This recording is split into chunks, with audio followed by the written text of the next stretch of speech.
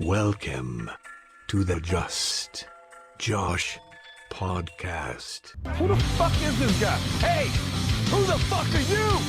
Huh? Who the fuck are you? This whole thing's a little weird. Never you fear, laddie buck.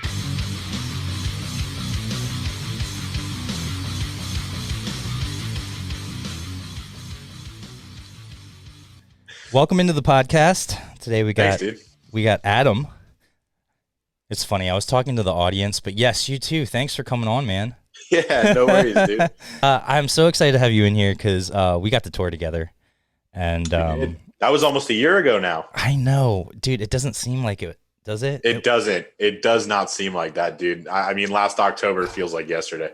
When I was a kid, you know, I'm a huge metalhead. I grew up playing metal. I grew up listening to metal. Mm-hmm. My taste in metal has definitely transformed and evolved over time. Right.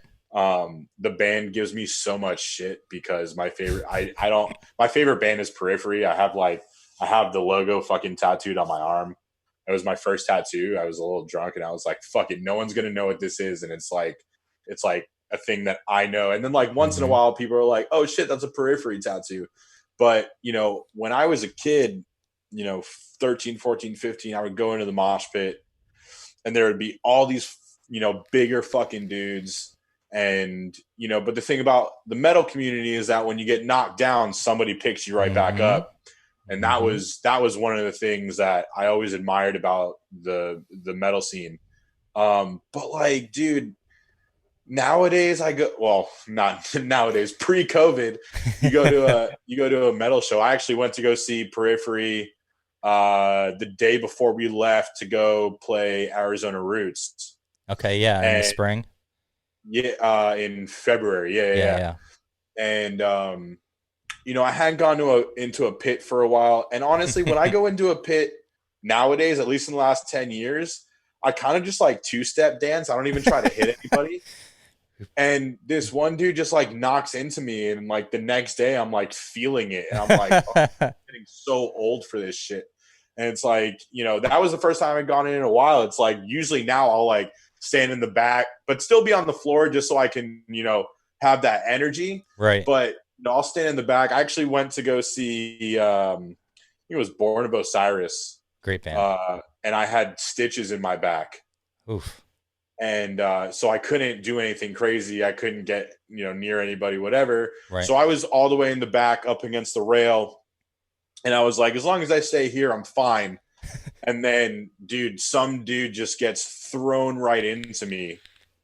And I had to go and the stitches came or like split open or whatever they do. Oh, geez. And I had to go to the doctor again and get stitches for another month or 2 weeks or however long it was. And I was like, oh, why am I old?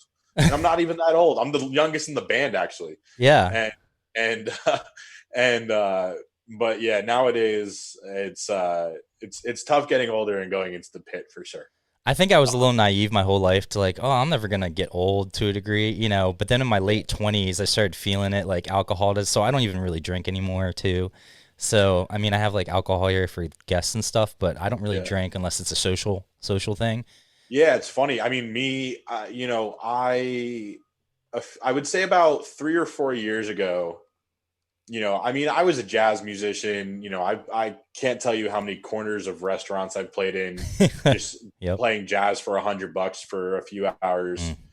And, you know, in those days, and especially, you know, my high school days, my college days, the jazz days, it was nonstop drinking, nonstop partying. And then like, I would say 3.5 years ago, I just kind of stopped drinking, and I didn't drink for like 2.5 years.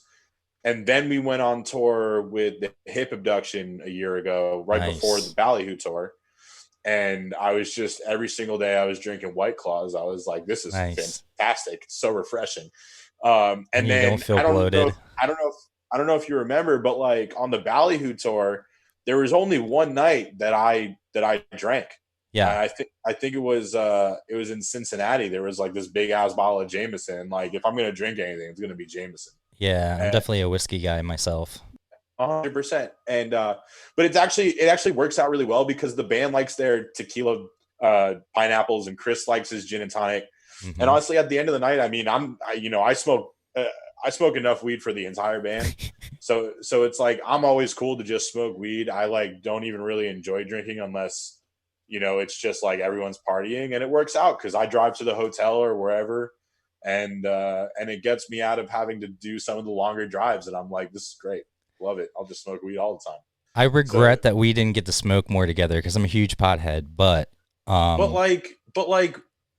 there was no way that we didn't smoke every single day, because from the time we got to the venue until the time we left, all I did besides play music. Like, we definitely had to have smoked at least, if not every day together, every other day. That tour was a lot of fun. And I mean, for us too, I mean, that was our first like real deal national tour. Yeah. And we were definitely trying to be as on point as. Oh, you were total pros, man. I always tell everyone that I talk to what a great job and like what a great group of people you are. It's like when you finally achieve something that, the collective has been trying to achieve, at least, individually and then together for the majority of their lifetimes. It's like, we're going to, all of our mentalities is we're going to do everything that we can to make sure that we can continue doing it. Right. And, for us, I mean, it wasn't necessarily like, holy shit, we have to be on point. It was just like, all right, we're going to be on point because that's just who we are. And we know how to have fun, and we know when to put it in, second gear. Mm-hmm. And then if something's not happening, Chris Montague, love the guy. It's one of my best friends. He'll tell you straight up. He's guitar player, tour manager. So it's like, yeah. It's like, on stage, it's good. And then, off stage, if something's not being done, he'll tell you. But we have, the band, the five of us mm-hmm. have such a good relationship personally, like as friends, and then also like business wise, to the point where nothing's taken personally. And we understand that like, this is our, this is our baby. This is our, this is what we're trying to build. So it's like, we're pretty in sync, in a lot of ways. But yeah, that was our first tour, and straight up, we just, looked at each other and we were like, we're going to murder this entire thing. Dude, the last day when we played, what was it? It wasn't the soundstage show. It wasn't a Ballyhoo show, but we had one more show after the. Was it the beer festival? Show. No, not the in Virginia. It was Virginia, but it was at this coffee house that day. We had just finished. The soundstage show was the last Ballyhoo tour show, mm-hmm. and then the next day we were all like exhausted. I bet. Like if we had a day off, like I think it would have been different. But that was like 30 solid days. That was our first tour, and we were just like so exhausted to the point where like Cope and I like fell asleep in the van for like 3 hours. Wait, did I come down to that one? I came down to that one, right? I think you were there. Yeah. Oh, okay. I know what you're talking about. Yeah, the Treehouse one. I forget what the place is called. It's only like 45 minutes from me. It's something with Java in the name. I think. Jam and Java. Yes. Jam and Java? That's what it is. Yeah. But I just remember like we got done with that show. I got in the van. I like passed out at one point. All of a sudden, it's like 7:30 in the morning, and we're like in Georgia. Jesus. And I'm like, who the fuck just drove all night long? And of course, there's Chris Montague just in the driver's seat. We stopped at a diner, and then we had about like 6 hours left, and he was like, I'm going to sleep. And then I think Fabian drove all the way home. But like, yeah, dude, you know what? That tour, we were just trying to be super on point, and thank you for the props for that, because that's exactly what we were trying to achieve. But it definitely tired us out just a little bit, especially because we don't have a crew. It's all of us. So we're setting up merch, we're setting up our gear, we're packing it up. We're doing literally every single thing every single day. And that's how you're supposed to do it. That's how you're supposed to start doing it. So, and honestly, I love it. What I would do to fucking move gear. I don't even need to play a show. I just want to move gear. That's all I want to do. Yeah. And yeah, it definitely took us out of it. But like a day, we were home for a day, and we were all just like, all right, let's go back on the road. You know? Yeah, and then I think you went back out on a tour, and then that stuff kind of got shut down, right? Or was that later? That was later. So after the Ballyhoo tour, we did a Florida run with Bad Fish and Roots of Creation. And then we had like just kind of like some one-off shows. We played New Year's with the Hip Abduction at Janice. Then we did a Florida run with Fortunate Youth and Pacifier, who love those guys. Repping right now, you know. And that was so much fun. Both of those bands, like, you know, the Hip Abduction, I didn't mean to skip just right over them. Those dudes are awesome. Yeah. And we're very lucky because everyone we've gotten to tour with has just been so like super great to us and just very warm and welcoming.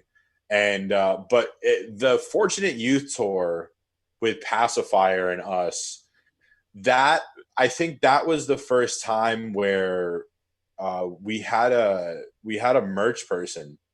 Oh, nice. Yeah, and so like that took like one big, you know, job off of our shoulders, and we were really able to, I guess, enjoy everything else for those 8 days or whatever it was. And you know, the Pacifier dudes, you know, Ted, Mike, Nick, Will Kubley, and I are best friends now, actually. Besties. Yeah, I mean that's what we give each other shit all the time. And then all the Fortunate Youth guys, I mean, that whole crew, I have so much respect for both of those bands, just like, you know, how they handle themselves and just how they treat others. It's really great to see bands that you listen to. And for me, I mean, I don't know that you know this about me, but I only started listening to reggae when I started playing it, and that was 5.5 years ago. So like a year before I joined Artikal. And one of the first things that I actually did, I was playing in a different band before Artikal, and one of the first things that I did was I played a Pacifier Fortunate Youth after party in Fort Lauderdale. And I got to meet all those dudes. I didn't really know who they were at the time, but then that's when I started listening to those guys. So I've been listening to them for, you know, the last 5 years, and I really admire their music. You know, it's like, it's super rootsy and it's got that, you know, modern spin on it too. Kelly is, you know, he's got that distinctive voice, and that whole band are just so good. Yeah. And then you like go on tour with them and you like understand who they really are as people. And they're just people, you know, they're great people who, you know, have nothing but love and respect for their fans, as fans of their music, but also just as human beings. I mean, Dan Kelly, I saw Dan Kelly just standing in the crowd, like hanging out with people like during our set. And I'm like, this guy's the real deal. And, you know, Corey, Greg, on that tour, actually, they had Zeb from Tribal Seeds playing drums. Nice. And Ryan from Eureka Sound playing keys. Both of those dudes are sweethearts too. It's just like everyone we've met has been so great. Yeah. And you know, you don't necessarily expect it, and I think that's what makes it a little bit better. Not to say that you expect people like that to be, you know, anything but nice, but you know, you grow up with a notion that, like, you know, big bands have a way about them and whatever, and you know what, that's not how these bands operate. And it's very nice to see. I'm probably rambling at this point, but no, it's good. People say I talk too much and I need to let the guest talk more, so I'm trying to like do my part to please the audience. Yeah, no, for sure. And then the tour that you're talking about where things got shut down, that was the start of the Expendables run. Okay, that's what it was. Yep. Before that, we had gone to what was it? We did 2 days in California with Giant Panda Gorilla Dub Squad and DeBest. DeBest, we as a band like fell in love with their music. Like when we start, there's something about it that I still bump it every single day. That's awesome. And then we played those 2 shows in California. Then we went to Arizona, played Arizona Roots, came back for 2 weeks. I moved out of my house and I got rid of my car in those 2 weeks.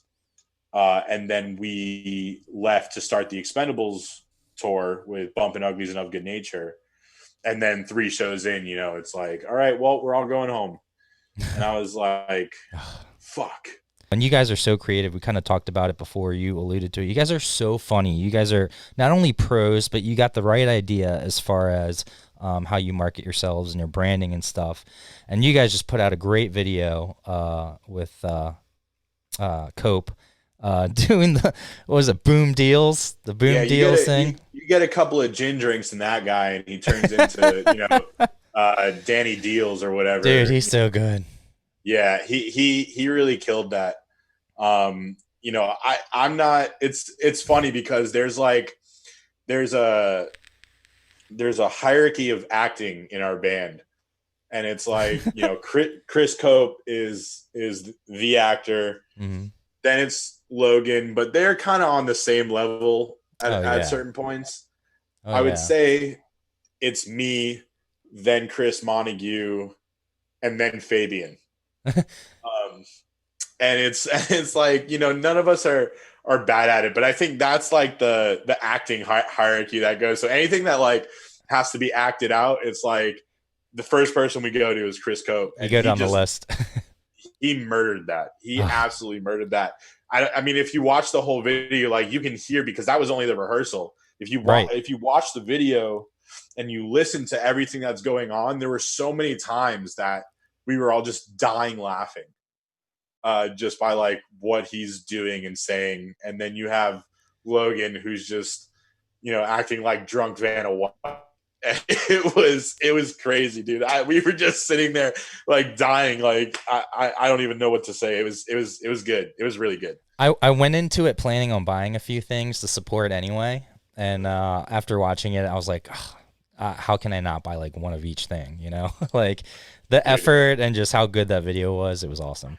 And you know what? We knew that we were going to do well with it because even though like they weren't crazy deals, they were still like, where are you going to get a band snapback for $20? You know what I mean? It's like, dude, it was crazy. The hoodie was only $25, I think. Yeah. It was some crazy deal. It might have been 30, but I'm pretty sure it was like 25. And then everything else was like 15 or something like that, maybe. Yeah, I mean, the funny part, if you ever have a chance to go back and watch it, is that Cope kept saying it was like $15.95, but it was actually $99, and we're all like just looking at him like, bro. I mean, it's not that big of a deal, but he caught on to it at one point. He was like, "Can you spare the 4 cents?" yeah, I think you can. And then if it was the wrong price, I think Chris, whoever edited it, would put the right price up, like in the video. No, it's actually this price. There was one point in the video where we were talking about like Father's Day, and then he put up a disclaimer that was like, "We filmed this months ago. The guys who went up to the International Space Station went up and came back in the time it took us to make this." But yeah, it was a lot of funny edits. And then did you really watch like the commercials that we made? Like the commercial breaks? Dude, those were spot on. They were like reminiscent of like funny 80s, 90s, just in general. Dude, I mean, we have a very creative group of people who all are into, for the most part, the same humor. I mean, The Office video, you were in The Office, the Road video, whatever. Yeah. My spot kind of sucked though. I wasn't. If we were doing the hierarchy of acting, I'm definitely on the lower end of that. Well, I mean, for granted, I mean, you know, Logan was portraying like the Wicked Witch of the band. Dude, it was so funny. And honestly, to me, how you acted in that was like complimenting what she was doing perfectly. I feel like we had a couple other shots that went along with it that made more sense, because our original plan, what they told me, was that she was going to come up, ask about an item, I'll start talking about it, she was going to steal it, and then walk away. So my facial expression should have been like, where'd she go? You know, that kind of a thing. But I think the one that they actually used, she was still standing there, and then she walks away, or something. I forget what happened. She grabbed a bunch of koozies Right, but And then I don't think she walked away. I no, think she hit it. She did walk away. She hit it, and then she walked away. She was like, "Yep, nope, good talk. All right, bye." And then the way that you looked at the camera was like, there was Yeah. no script. You know what I mean? Yeah. We didn't have No. a script for any of that. Yeah. And it was like, I watch that video all the time, and I'm like, how did we capture this? Dude, Alex and Reese did such a good job when she goes storming into the thing and they're just sitting there, and then they go forward, and the look on their faces was priceless. Yeah, I mean, that whole video was just, and we've tried to do it a couple of times since then. We've tried to make like new episodes, and honestly, like, they're good. It's not that they're bad, but because that first one was so good, It really was. we don't want to put out anything that's like Not on par with it. not on, if not better. You know what I mean? Yeah. So it's like, and the thing that made it very, very different than the other episodes that we made was that the road episode from the Ballyhoo tour was just kind of like, yo, it'd be funny if we did this. Mm-hmm. And it wasn't very thought through or anything. And it was just kind of spontaneous, and it came out perfectly. And then we tried to make new episodes and be like, okay, so this is what we're doing here. This is what we're doing here. And I don't know if that necessarily contributed to why they weren't as good, but I think the spontaneity of the first one was really what made that video. Yeah. But yeah, I mean, we're always trying to be a band that, like, yeah, we play music. One of the things that we all like to see from bands that we listen to is like, who are they as people? Right. And so, the Boom Deals video and the road episode and whatever content besides, us playing music we've put out is just like us trying to show people that, like, we like to have a good time and we don't like to take anything too seriously. And we have the resources in the band in terms of, comedy and acting to, to pull it off. And so I think it's a really cool side of us that I very much love that we have going on. I'm very jealous because when I work with bands, like, I'm always trying to do stuff like what you guys, I'm always trying to encourage them to do that because I think that's a big part of it. That's something that sells as part of your branding. The music's great, and yeah, you want to put out good music, and that should be the number one focus. But I mean, you got to give a little something back that kind of makes you unique. And you guys, I always point to you and show them videos that you guys do because I'm like, this is how you should try and, now in your own way, don't copy what they're doing, but meaning whatever you want to be as a band or whatever your kind of branding is, try to be creative like they are in that sense. So you guys, I can't say enough nice things about you, for real. I appreciate it. The ego boost is just so it gives me confidence. I appreciate it. Well, Chris paid me $50 to say that. So I figured as much, honestly. I figured he called you before this and was like, listen, Adam, just let him know been that hard. Yeah. It's been hard. He's the drummer in the band. Like, no one gives a fuck about this guy. Like, just give him a little bit of an ego boost and just let him talk your ear off for a little bit. Yeah. No, you guys are, I fully support you 100%. And if I can ever help in any way, unofficially, I'm definitely there for you. No, we appreciate that. We love you, bro. Yeah. So we talked a little bit about smoking. Florida, they don't have medical down there, do they? They do. Actually, funny that you even say that, because I actually am going to be interviewing to work at a dispensary down here. That's cool. Do you have your card, or are you going to be able to get one? I don't have my card. I think that if recreational was introduced on a bill, even though, like, just push that shit through, like, legislature.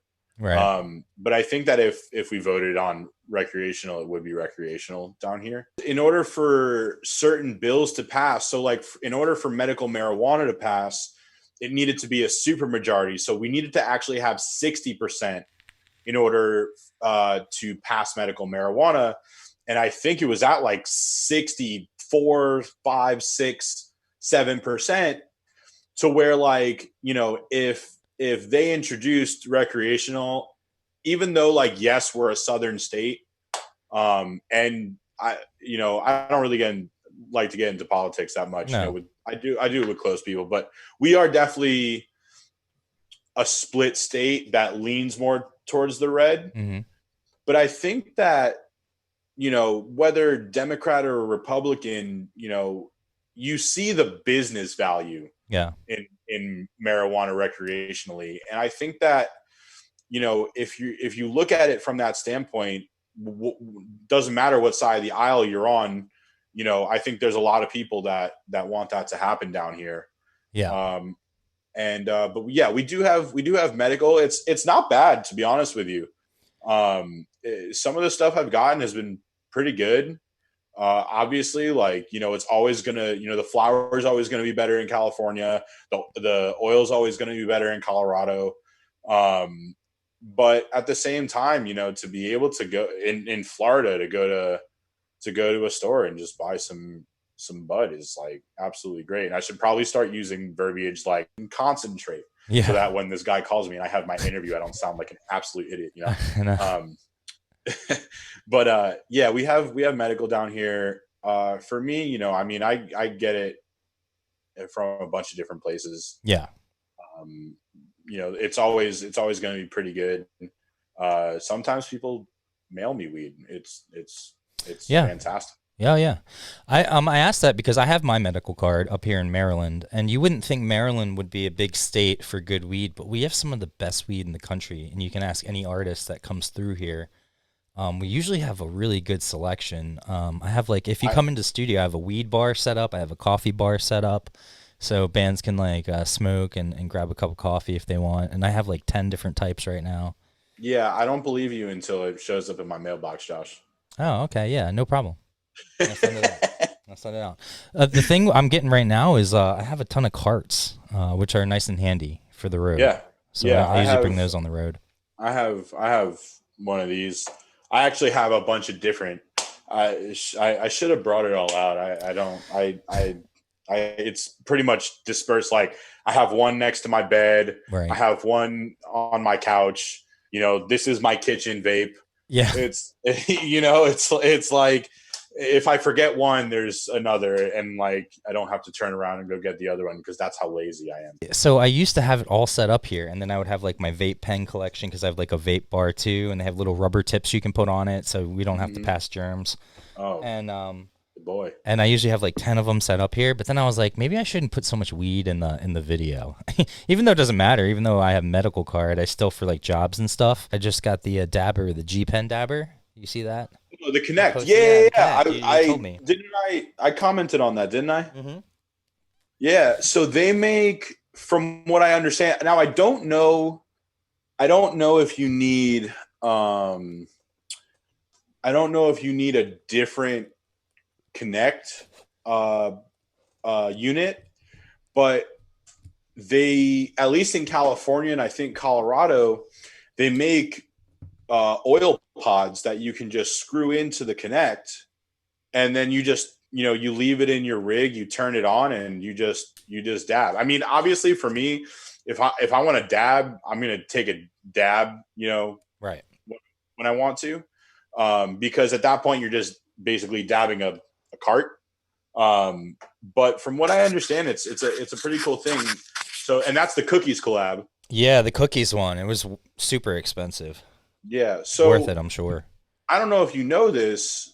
So Fabian still works there, but I also used to work at this company that's the largest smoke shop, head shop distributor in the country.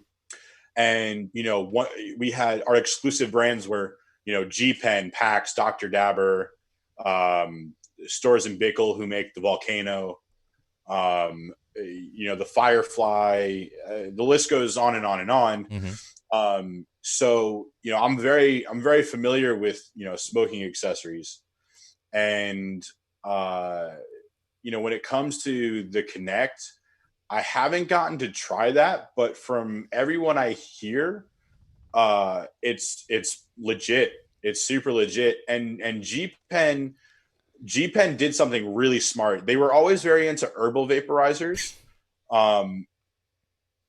at least in the last 5 or so years. The first G pen I hit was an oil pen where you had to take a piece of wax and put it in the pen, and it had a coil and all this shit. But the best thing G Pen did was and it might be in Maryland at the dispensaries, but they made a dispensary closed loop cartridge system. Mm-hmm. So basically it's like a proprietary pod that goes into its proprietary battery. Right. But the one thing that they really did that I think that was, absolutely perfect was they partnered with extractors in each of the states that they could to really get the best quality oil that they could get into those pods. And then they reintroduced the natural terpene profile into that oil. So when I think I have it somewhere actually, if you want me to go get it. Yeah, grab it. Yeah. Hold on. Yeah, no rush. All right. So this is the G Pen Geo, right? So it's like it's super slick, just the design itself. And then how it works is basically you go to the dispensary, right? And this pod's out, so I haven't used it. Right. I could probably get a hit out of it, but you go and buy these pods, and then it's a proprietary system. So basically, like, you just pop it in like that. It's good to go. Mm-hmm. But the oil itself is better than any cartridge that I've used prior to this. Yeah. And the reason is because of, what I was just telling you. They really like emphasized, putting quality oil into this product.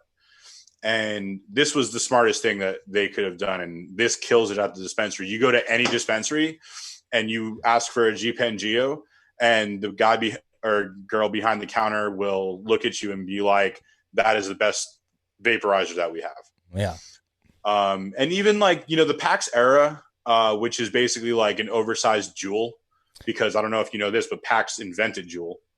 But even the PAX Era, it's a great system, and it works really well. But I find that the oil is not as good as what's in the Geo oil. Yeah. So up here in Maryland, I don't know if every single dispensary has that one, the G Pen, but a lot of them have the PAX. I'm always seeing the PAX pods and stuff like that everywhere. I personally just get the 310 ones just because it's easy and convenient. But then I really like the Select brand, and I like MPXs, which they sell. Yeah, Select makes a really good product, and they actually make yeah. And then Select makes they also do CBD, and CBD for people like us.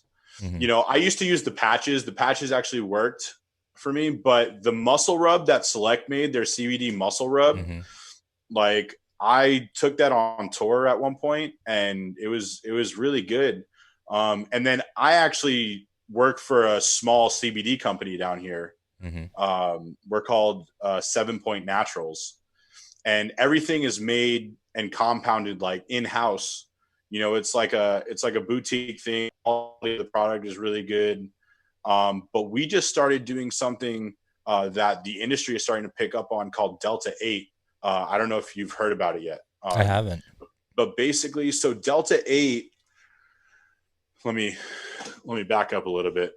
So the Farm Bill in 2018 basically said that anything below a Delta 9 THC with less than 0.3% THC in it, the extracted oil, was legal to be sold at retail stores, right? Mm-hmm. So that's basically what allowed CBD to, be in brick and mortar stores. Right. So basically, it took a while, I guess, to get it done, but people started extracting the Delta 8 from the Delta 9. So it's like very, very close to, the THC molecule that you and I know and love. Right. And it's actually legal because it's below the Delta 9, and you can put less than 0.3% THC in it. And I've been using the indica strain of the Delta 8. And let me remind you that, like, this is legal to be sold in stores. Right. Like any store. Like I can go get it at CVS if they sold it, and it's almost like a diet weed in a way. Yeah. It's basically what you and I wish CBD was. Yeah, I'm like, I don't know where I was going with all that. You brought up Select. It had me. Yeah. No, it's interesting to learn about CBD and stuff because I've really been getting into that a lot more too, and it's for my back. And then, because I kind of have a herniated disc, it kind of sticks out a little bit, so it's always hitting my nerve. Oh, that doesn't sound fun. Dude, one time on tour, my leg pretty much went numb. Like, I could still feel it, but it was, like, buzzing, and then I had this sharp pain that went down, like, from, like, my lower back all the way down my leg. And I started to freak out because I'm like, wait, this isn't normal. But it went away within a day, so I was lucky. Yeah, I had to get cortisone shots for it. Oof, that doesn't sound fun. No, it sucked. It's interesting that you say that too. It's, I love how we're just going to go from marijuana into health and wellness, which actually I guess is the same thing. Dude, I'm big into it now. The older I get. I mean, so you wanted to talk about, stuff I've been doing during, quarantine since we can't tour. I super got into powerlifting. And I train like 3 days a week, 2 days a week for like 2 hours at a time.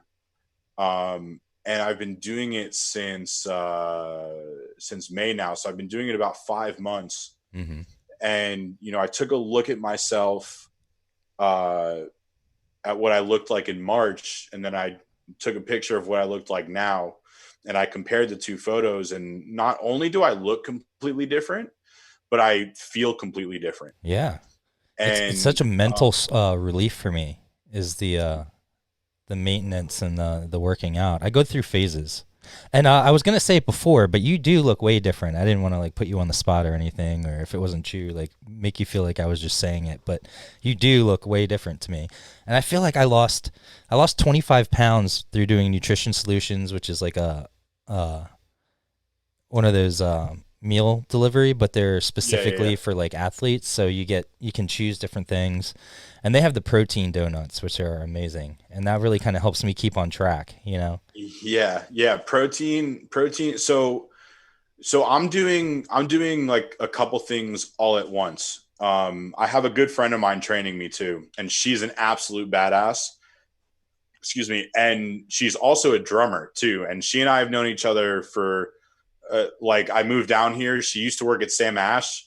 Like the third week I lived in Florida, I went to Sam Ash, and like she and I have been friends ever since. That's cool.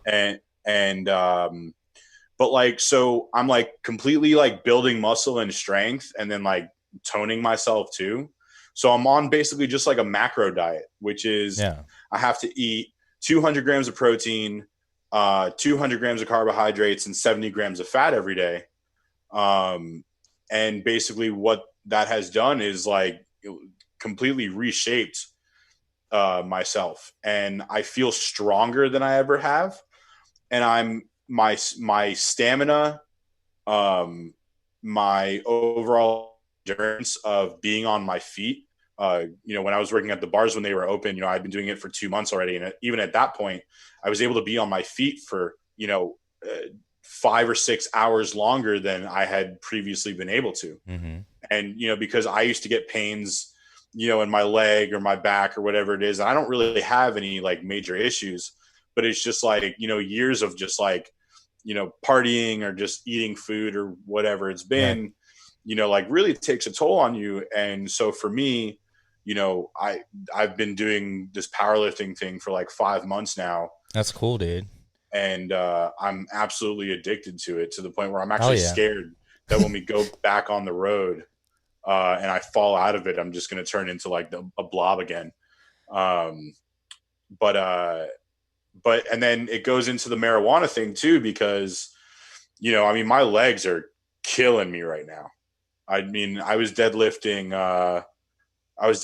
I did 3 sets of 3 at 320 pounds today. and so, you know, my legs are killing, but, you know, I come home and I smoke some weed and I feel way better. And it's really the stigma that you have to try and teach people not to care about so much with marijuana. I still feel like there's a big stigma about marijuana, that it's a gateway drug, even though every other day now I see an article that says marijuana helps cure opioid addiction. It's like, Right. oh, so what kind of a gateway drug was this again, Mr. Dare Officer? So funny story Mr. though. I Dare actually, Officer. well, it's funny story about that too, is that I was like 15 years old. I went to go see Metallica. I love them.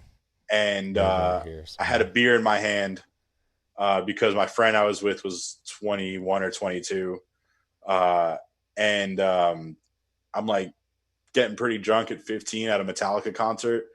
As James Hetfield would say, hell yeah, or ooh yeah, whatever he Ooh, says. yeah. Ooh yeah. And I turn around and my dare officer is sitting right behind me. That's so funny. And he laughed and he was like, bro, I'm not on the clock right now. And he's a police officer, you know? So it's Right. like, but he was always super cool. And, you know, throughout the years, I ended up, you know, every time we would run into each other, it'd be like, hey, how you doing? It's good to see you. You know, all this stuff. But yeah, so that's my funny dare officer story. Yeah, that is funny. I'm lucky that yeah, like you said, gateway drugs. Never done any hard drugs or anything like that. Dabbled. I like to. I'm starting to get into microdosing and stuff like that as well. I think sometimes it's just good to kind of clear your mind, and that's what that's really good for. But then yeah, as far as working out, I go through cycles. So like when I was younger, I was always an athlete, but then in the college stuff, I bartended, I smoked, you know. So I go through phases where I'll be like really in shape, but then on tour, it's just so hard, man. It was just, even when I thought I was eating right, I was not eating right. But like you said, I kind of do a mix of things where I have the daily harvest. I'll get like shakes and stuff like that just because it's convenient. I mean, I should go to the store, but then it starts to add up, and it's actually pretty decently priced. Nutrition Solutions is pretty expensive, but like you said, it's like this perfect amount of macros and micros and all that stuff.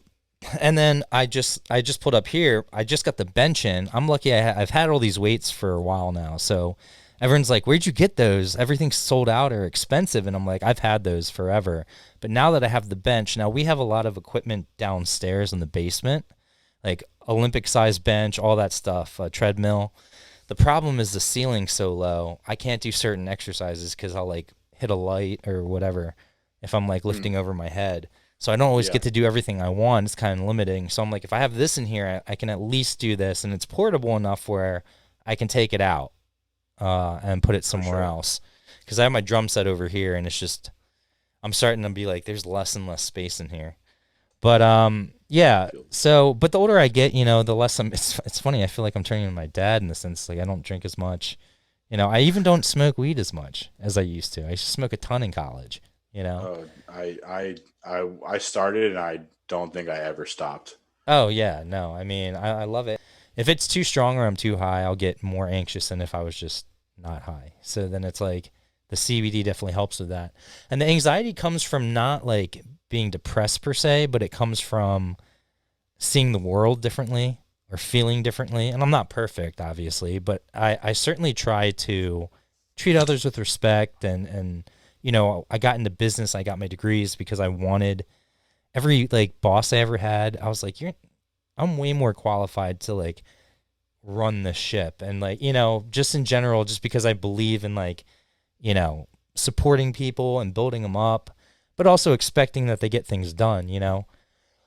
Oh, for sure. So, but every boss I've had, and not every boss, I shouldn't say, I had a lot of great bosses, but I mean like, I think business has a negative connotation because there is so many like, you know, cooking the books and cutting corners and doing different things. It's almost like you feel like people feel like if you get into business, that's how you have to run it. And I really want to change that to be different, where people understand, you know, if you do things the right way and you plan and you're smart and you take, you know, calculated risks, you don't have to have a lot of money or have a lot of stuff to do a lot with, you know what I mean? And then you can build that up to where you will.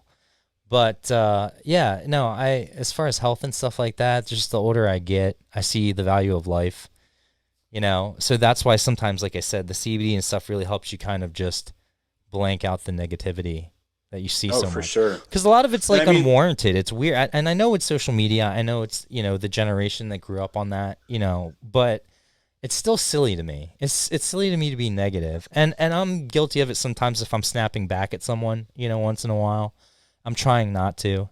I'm doing my best, but it is silly to me. It's just weird. We live in a weird time, you know? We absolutely do. I mean, first of all, just talking about, you know, anxiety and social media. I mean, first of all, if I wasn't in a band, I might still have like an Instagram account, but like, you know, and I use my Instagram account, and I would say that it's a 50-50 split between, you know, posting because I'm supposed to be, you know, a figure of this, you know, public band. And then like, you know, I do like, you know, to share things that like, you know, my actual, or not my actual friends, but like, you know, the people that, you know, have known me for a while. Like, you know, I post things for them a lot of times. And then, you know, everyone else kind of gets to see that side of me as well. But honestly, dude, like if I didn't have to do any of that stuff, I probably would not be as active on it as I am. And I would probably not pay attention to it as much as I do. I mean, it's definitely, I mean, talking about anxiety, I think everyone has a little bit of anxiety. And for me, you know, smoking weed, you know, for me, just like you do, it definitely at times it calms it down, but sometimes it kind of revs it up, to be honest with you. Yeah. Yep. And you know, you start to overthink things and whatever it is. But, you know, I mean, I'll be very open and candid with you. I mean, this has not been, you know, the best time in the world, you know, to be a living person. And it's one of those things where it's like, you know, I smoke weed to kind of forget. And then sometimes because of what's going on, it's like you see it from all angles. You see it, you know, outside if it's everyone who's wearing a mask, even though like it doesn't really the mask thing like doesn't bother me at all. You know, just wear a fucking mask. It's like not that That's hard. just people being ridiculous, you know. Yeah, it's at this point, it's like if you're still arguing about certain things, it's. I mean, I know, but you know what? You know what's funny is that you know it's definitely amplified on social media and any kind of media outlet. To be honest with you, and then like you go out, you know, to a supermarket or something like that, and you do see the people who just absolutely refuse to wear it, and it comes at you from like all angles. You see it outside, you know, you see it on social media, you see it on the TV, to a point where it's just kind of just like, you know, pushing it in your face all the time. And it is very anxiety prone, you know, what we're going through, you know, as a whole, you know, everyone's kind of going through it. But I think that, you know, hold on, go back. Was that Chris that was over there? Where? I think on your first page on the Instagram thing, Chris posted something. I think if you go up, Jake? I think, yeah. So, yeah, see, there he is. Oh, it is. Posting a sunflower. Posting a sunflower. Look at this what guy. A sweetheart. I should. You know what? Hold on. I'm gonna go. Text him right now. We're like, we're stalking you on Instagram. I'm gonna. I was gonna show you to that thing. I posted that thing about MGK, and people gave me such a hard time. It was crazy to me. I was like, it makes no sense that you're like. You know, the other thing is too is that like as much as you don't want to be not like censored or anything like that, like, you know, I definitely, you know, have personal thoughts about certain things or whatever, but like I personally, like, I thought that was funny. Me too. And then they tried to turn it into like, I didn't respect people's, you know, right to, you know, wear what they want to wear. They turned it into like like me hating on things. And the whole thing was about them. I thought it was a funny, not serious meme. That's it. I'm sorry. And you know what? Like, anyone could look at me in a certain way. It looks like something that Karen would wear. Karen would wear. That's all. Honestly, forget that for a second though. Yeah. He looks fresh to death. Yeah. I wasn't hating on that hot outfit. pink with the pearls, like, yeah. Bro, if I could pull that off, I'd wear that. You know what I mean? Yeah. So it's like, it's one of those things where it's you had the red onesie on for Yee, right? Yeah. You remember that? The Halloween show. Yeah. The Halloween show.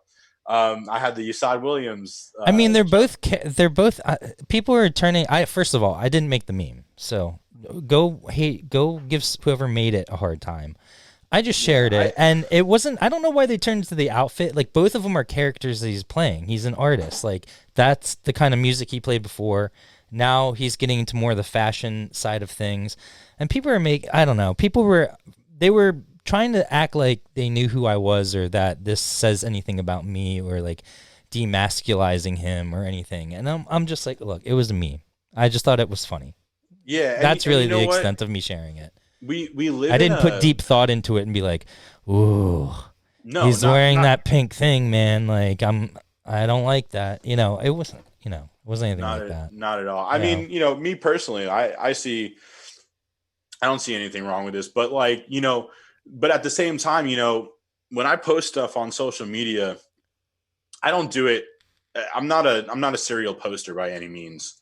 I think I do a hard post maybe like once a month, once every other month. And like, you know, I post on my story maybe 2 or 3 times a week, if that. Sometimes I go weeks without it. But like, you know, I'm just posting stuff that I like. You know, I avoid, it's not that I avoid politics, you know, because for me, I'll say anything to your face that I will type on the internet. Oh yeah. You know, but I just also have no desire to get into like, you know, keyboard wars with people. You know, it's not my thing. It's so stupid. It is at a certain point. And you know what? I say that, and I got into one. I know, me too. Yeah. Well, I got into one over the mask thing because there was this woman I know that, you know, lives down here. She works at, you know, she and I used to work at a bar together. I think she still works at a restaurant right now.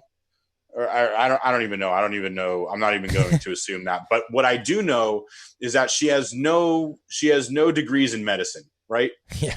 I know that for an absolute fact. She can be working at a Fortune 500 company making $500,000 a year. She doesn't have any degrees in medicine.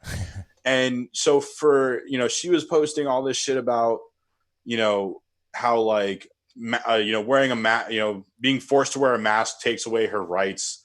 And I just like, I commented because I was more curious than anything. I was like, hey, if you were able to go to a small concert venue, let's say like, I don't even think I gave it a cap. I said a small concert venue at full capacity with like 500 to 1,000 people, would you not wear a mask? And she was like, I absolutely wouldn't. And I was like, well, that's interesting only because like, that's my career. And I'm not willing to like let people get sick because I want to go play music. Right. You know what I mean? And like, yeah, it's my job, but at the same time, it's like, you know, you have to understand the bigger picture and things. And, you know, and for me, you know, anyone can get, you know, news off of BBC, Reuters, you know, right. Like actual, like, you know, like real sourced news, whatever. But my uncle lives in Taiwan, right? And my uncle has lived there for about 30 years. He's a citizen of Taiwan. That's he literally cool. Like for however many years, he wrote 6 books teaching Taiwanese people how to speak English. He was called like the voice of Taiwan at a certain point. And in the last 15 years has obtained medical degrees in modern medicine and holistic medicine. He's on a plant-based diet and has been for 10, 15 years, whatever it's been. He understands, you know, exactly what's going on right now. And he told me, he was like, listen, when we heard about the virus, the whole country went into, you know, they got prepared. Everyone started wearing a mask, whatever it was. They locked down for 2 virus cycles, which is like a month. And, you know, my cousins are going to school. They're hanging out with their friends. My uncle's going to work. And the only place you have to wear a mask is on public transportation.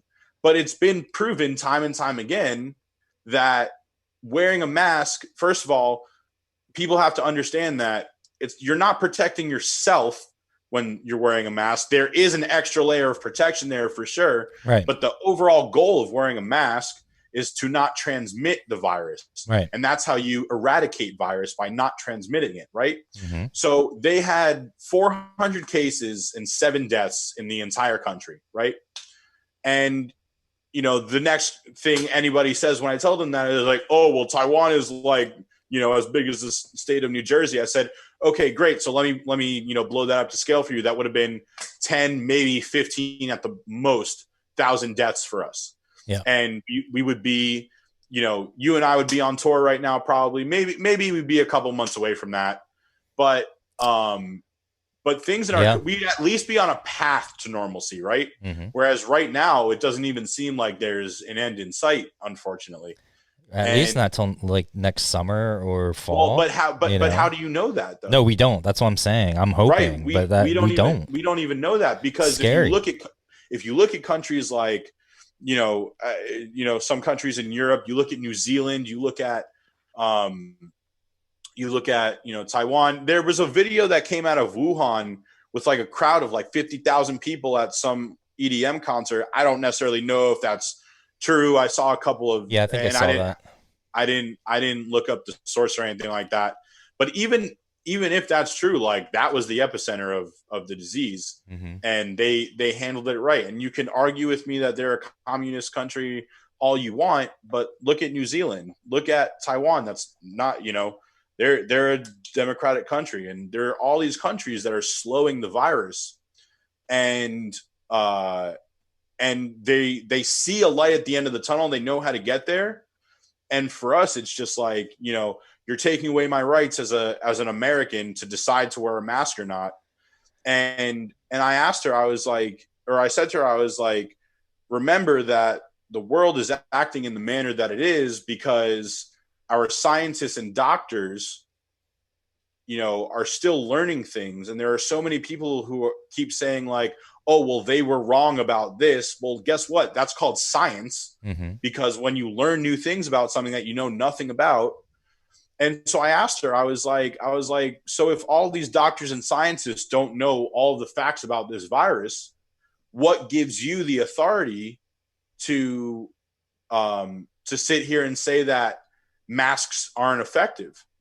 And all she said to me was, I have plenty of authority to say that. I want to see all of your sources. And as soon as she said that she had plenty of authority, I was just like, I see no need to even continue this, because if you're going to sit here and say that, you know, someone who has no medical, and I don't even have medical degrees, and I'm not saying that she's right or wrong, but when I talk to people who do have medical degrees and I see the proof is in the pudding, right? Yeah. So it's like, you know, I said to her, I was like, if you don't wear a mask, you're not going to get to go to one of these concerts that you don't want to wear a mask at. Right.